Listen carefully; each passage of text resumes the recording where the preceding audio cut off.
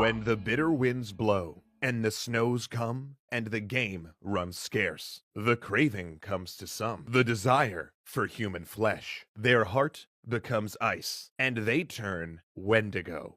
And they become a danger to all who pass them by. So the people put out a call for warriors to do away with the cannibals. One day, a man came to them, a stranger, not from the people, and he said, "I'm here to do the job." He was Anwe the Killer, a man skilled in death. The people told him of cannibals, and he merely nodded and left. And so he went to the woods, hid, and observed every family.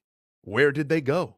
What did they do? There was one group that stood out to him from the rest. A large clan consisting of an old man, his wife, and their 7 sons. He watched them hunt and fish and go about their lives like ordinary people. But he knew that cannibals don't simply eat human flesh.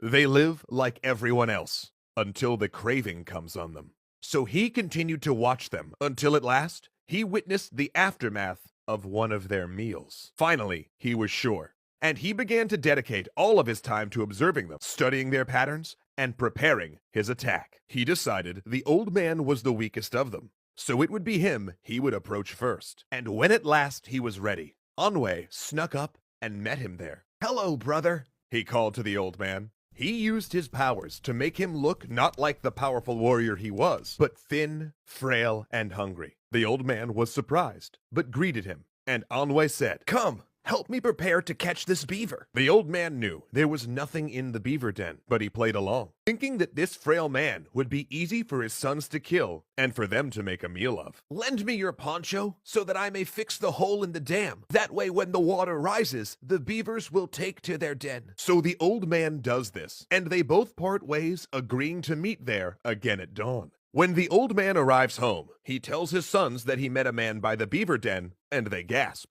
They say it could be Anwe, because they'd heard that he'd been sent by the people to kill them. But the old man says, No, it couldn't possibly be him. He was nearly frozen and half-starved." His sons, though, just become more suspicious. "I don't know. Anwe's very tricky," they say. So the old man says, "He is to meet us at sunrise. Let us go to the beaver den before sunrise and ambush him.